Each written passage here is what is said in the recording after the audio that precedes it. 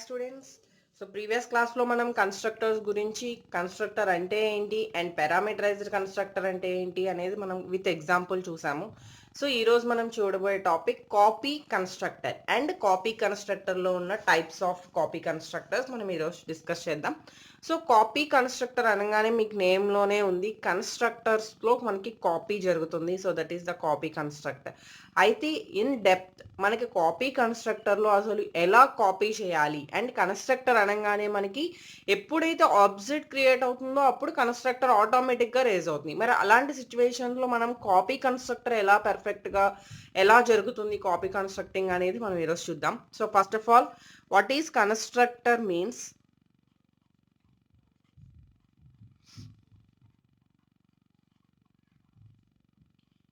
Is an overloaded constructor. So ఎందుకు మనకి overloaded constructor అనే పర్పస్ వచ్చింది అండ్ ఆ లైన్ ఎందుకు యూజ్ చేసాము అంటే, for example x equal to 10 అంటే ఎక్స్ అనే వేరియబుల్లో నేను 10 అనే వాల్యూ స్టోర్ చేశాను. So then x equal to 5 అంటే ఆల్రెడీ ఎక్స్కి ఎలకేట్ చేసిన మెమొరీలో మనకి ఇప్పుడు ఫర్ ఎగ్జాంపుల్ ఎక్స్కి ఒక మెమొరీ ఎలకేట్ అయింది, అందులో నేను ఫస్ట్ టైం 10 స్టోర్ చేశాను. సెకండ్ టైం మీరు ఎప్పుడైతే ఎక్స్ ఈక్వల్ టు 5 అన్నారు, 10 ప్లేస్లో మనకి 5 అనేది ఓవర్లోడ్ అయింది. అంటే ఒక మెమొరీ ఎలకేషన్ కాపీ అయిన దాంట్లో మనం ఇంకొక వాల్యూతో రీప్లేస్మెంట్ చేస్తే దాన్ని మనం జస్ట్ ఓవర్లోడెడ్ అంటాం. సో అలానే ఇక్కడ కాపీ కన్స్ట్రక్టర్ విషయంలో కూడా ఫస్ట్ ఇది ఏమవుతుంది అంటే ఓవర్లోడెడ్ కన్స్ట్రక్టర్ అవుతుంది.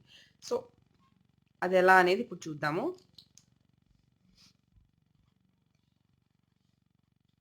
It is used to declare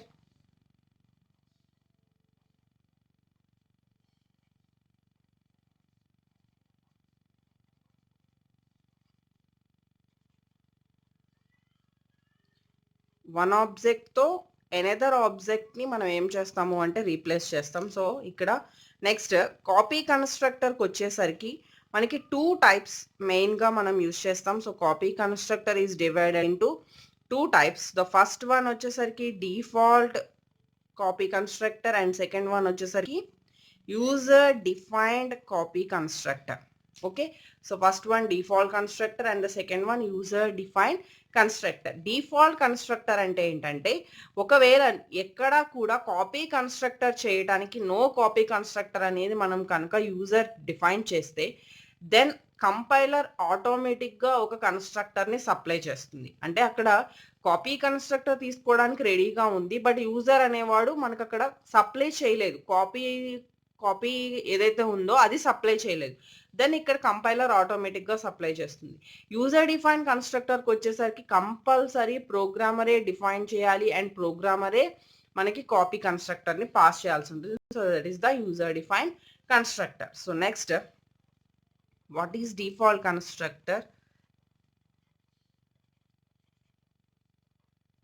User defines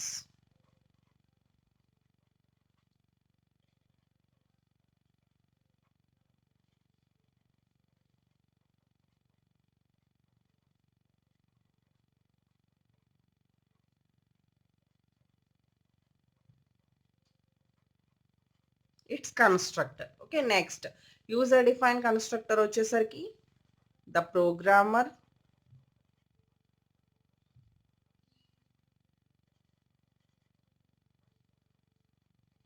the user defined constructor. Okay, so this is the 2 types of constructor, default constructor and user define constructor. So ఇప్పుడు మనం ఎలా కన్స్ట్రక్టర్ని copy తీసుకోవాలి అండ్ ఎలా declare చేయాలి అంటే, syntax వచ్చేసరికి మనం ఎలా డిక్లేర్ చేస్తాము, class name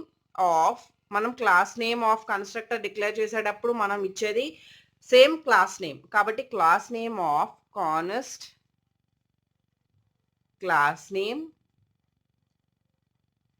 and ampersand old object. So మనకి 2 టైప్స్ ఆఫ్ ఆబ్జెక్ట్స్ తీసుకోవాలి డెఫినెట్గా మనకి కాపీ చేయాలి అంటే. సో దెన్ మనం ఓల్డ్ ఆబ్జెక్ట్ని అక్కడ ప్రిఫర్ చేస్తాము. So that is the copy constructor యొక్క సింటాక్స్. సో ఇప్పుడు దానికి సంబంధించి మన ఎగ్జాంపుల్ ప్రోగ్రామ్ చూద్దాం. సో నేను first of all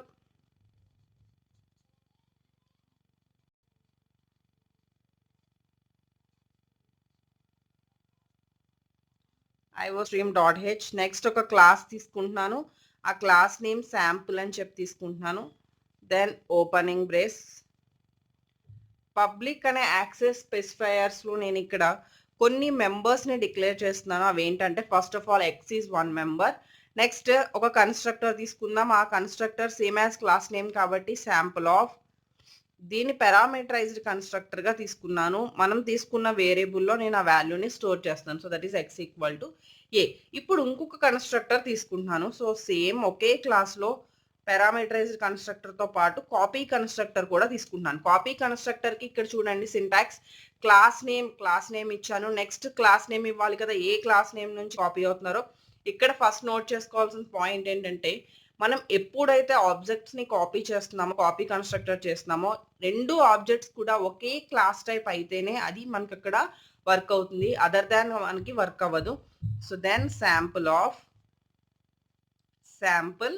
next ampersand old object. ఇక్కడ నేను యాంపర్సెంట్ ఓల్డ్ ఆబ్జెక్ట్ కింద y తీసుకుంటున్నాను. సో మనం తీసుకున్న class member variable value x. So ఇక్కడ y అనే ఆబ్జెక్ట్లో ఉన్నదాన్ని తీసుకొచ్చి నేను ఇక్కడ ఏం చేస్తున్నాను అంటే ఎక్స్ అనే వేరియబుల్లోకి స్టోర్ చేస్తున్నాను. ఎక్స్ అనే వేరియబుల్లోకి స్టోర్ చేస్తున్నాను, బట్ ఆబ్జెక్ట్ యొక్క రిఫరెన్స్ స్టోర్ చేయట్లేదు. ఆబ్జెక్ట్లో ఉన్న వాల్యూని రిఫర్ చేస్తున్నాను. So that is X equal to y dot x. అంటే ఎక్స్ అనేది వేరియబుల్ స్టోర్ చేసుకుంటుంది, బట్ వై ఆబ్జెక్ట్లో ఉన్న ఎక్స్ వాల్యూని తీసుకొచ్చి నేను ఇక్కడ ఎక్స్లో స్టోర్ చేస్తున్నాను. Okay, then close. Next class కూడా క్లోజ్ చేసేస్తున్నాను ఎండింగ్ విత్ సెమీకోలన్. ఓకే, ఇక్కడికి క్లాస్ క్రియేషన్ అయిపోయింది అండ్ 2 కన్స్ట్రక్టర్స్ తీసుకున్నాం, దెన్ క్లాస్ క్లోజ్ చేసేసాం. నెక్స్ట్ వచ్చేసరికి మనకి మెయిన్ మెథడ్ ఇంట్ main of. So first of all మనం తీసుకున్న క్లాస్కి ఆబ్జెక్ట్ క్రియేట్ చేయాలి కదా, కన్స్ట్రక్టర్ని యాక్సెస్ చేయాలి అంటే then sample s1 of 10. s1 of 10 అని ఎప్పుడైతే చేస్తామో మనకి s1 అనే ఆబ్జెక్ట్తో పాటు పారామీటరైజ్డ్ కన్స్ట్రక్టర్ని కాల్ చేసాం. సో 10 అనేది ఎక్కడికి వచ్చింది, ఏలోకి వచ్చింది. ఏలోకి 10 అనే వాల్యూ వచ్చిన తర్వాత ఎక్స్లోకి 10 అని స్టోర్ చేసాం. సో అంటే ఇన్ దిస్ క్లాస్ ఎక్స్లో మనకి వాల్యూ ఎంత ఉంది, 10 అనే వాల్యూ ఉంది. Okay, next sample of s2 of s1. ఇప్పుడు ఇక్కడ నేను ఏం చేస్తున్నాను, శాంపుల్ s2 అనేది ఇంకొక అనదర్ ఆబ్జెక్ట్ క్రియేట్ చేశాను. s2కి పాస్ చేస్తున్నాను, అడ్రస్ పాస్ చేస్తున్నాను. నోట్ చేయండి, s1 అనే దాంట్లో రిఫరెన్స్ ఉంది. ఆ s1 యొక్క ఆబ్జెక్ట్ రిఫరెన్స్ నేను పాస్ చేస్తున్నాను. ఎప్పుడు అడ్రస్ పాస్ చేసుకునే యొక్క కన్స్ట్రక్టర్ కాల్ అవ్వడానికి. దెన్ ఇది మనకి కాపీ కన్స్ట్రక్టర్ రేజ్ అవుతుంది.